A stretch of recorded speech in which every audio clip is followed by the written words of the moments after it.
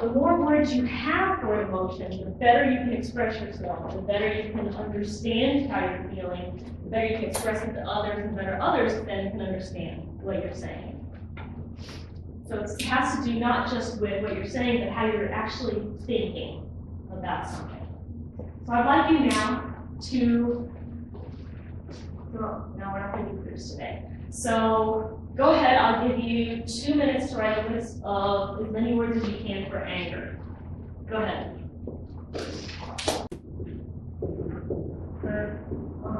Frustration. Okay, misunderstood. What do you think up here would be the least angry? Almost, not even angry. Hurt. Yeah. Hurt? Okay. And then what would be the most angry? Seeing red. Seeing red? Rage. Or vengeful? Like that means you're seeking vengeance. Or livid. I think livid is pretty strong. Yeah. Okay, we'll go with livid. Oh, we have a thermometer here. Then down here, right up to here, this is going to be the very lowest. What did we say it was? Hurt? Hurt? Okay. And then up here is livid. So, as you get more and more angry, we have words over there. You could rank the whole thing. You have words over there that then say where you are feeling. So, okay, I feel hurt, and then I feel, I don't know, another word over there, perturbed or whatever. Misunderstood. It keeps going, it keeps going, it keeps going at each of these components. So these levels until finally you burst. Finally burst. So, what we've done is put words on all the feeling states of anger before you actually explode. So you're able now to recognize and communicate where you are in your scale. You're better able to know where how you're feeling and where it might go. Now you will rank it. So if you're better able to recognize that, then when you start to feel something, you can go, okay, I'm feeling hurt.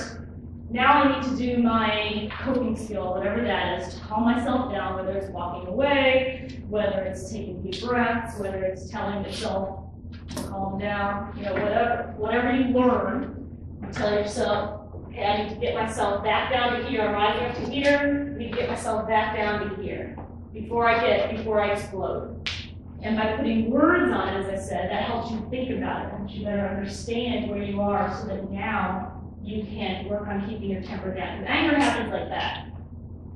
So once you explode, it's just the damages now. You've got to be able to recognize before that. And with kids, this takes training, using eye care messages, using the different coping skills, some that I just mentioned, and being able to teach them, okay, Johnny, you look like you're feeling a little bit hurt now. Would you like to do this or that, or it help that child realize what state he or she is in and get back down before exploding, that type of thing.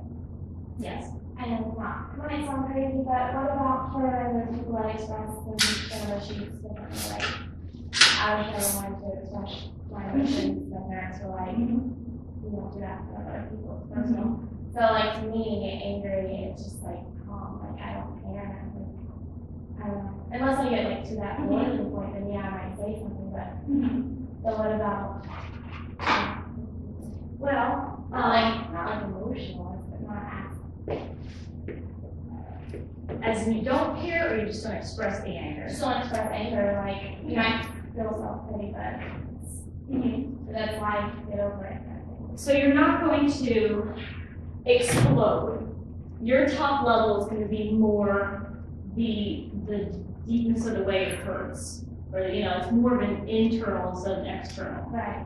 So you're still going to want to know where you are on the scale. So if you're hurt, your first reaction is going to be kind of to ignore it, because you don't want to get to you don't want to get to an explosion stage. So you just kind of, I wasn't hurt, it's okay, it doesn't bother me. But if it actually did and it sticks with you, you start to rise up that without knowing.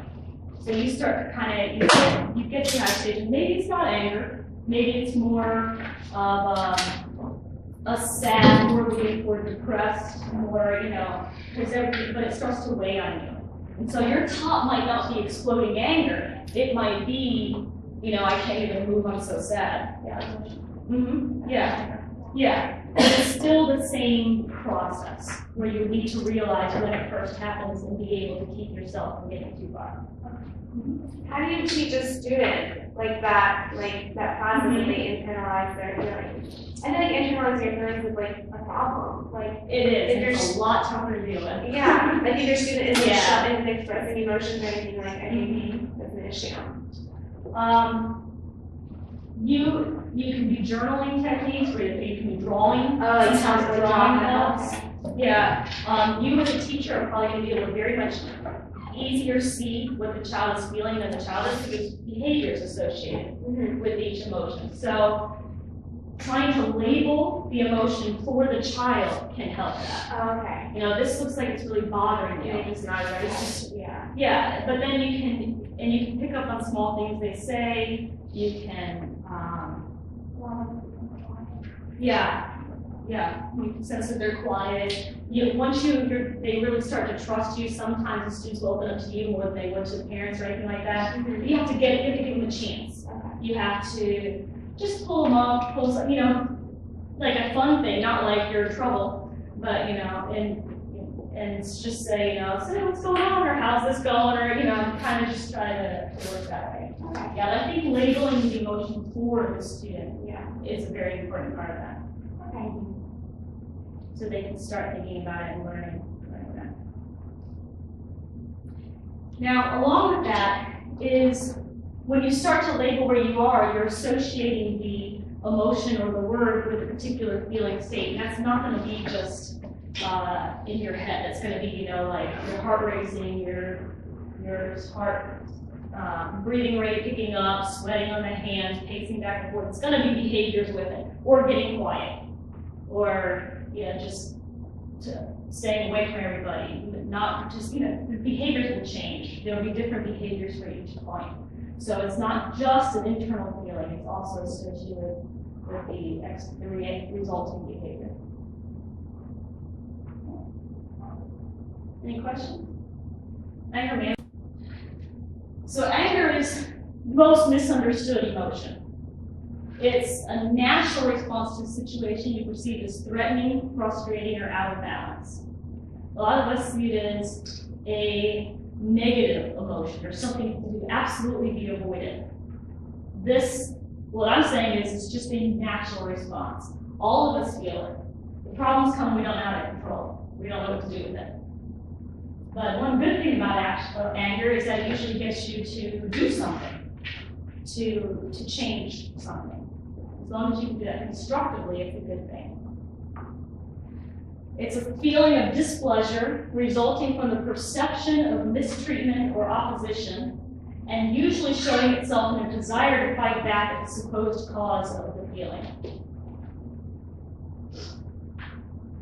So again, a natural response when something's in your way, when you feel like you're not being treated the way you should. And you usually want to do something to change that.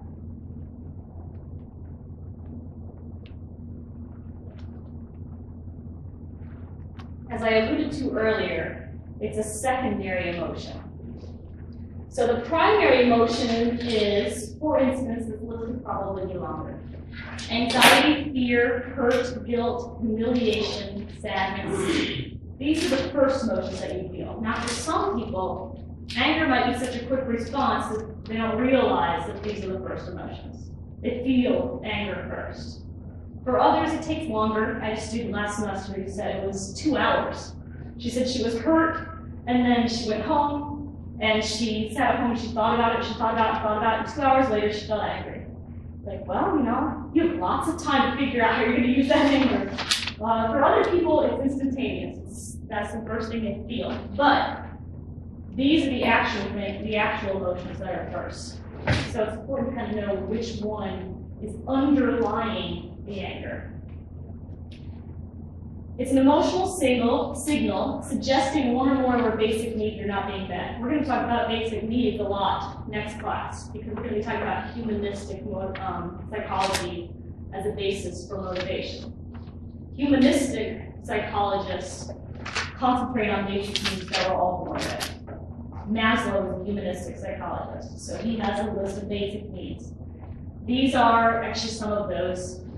Love, control, self-esteem, belonging, respect, freedom. Those are all, they're supposed to be innate, which means we're born with it, it's within us, needs that we need to fulfill.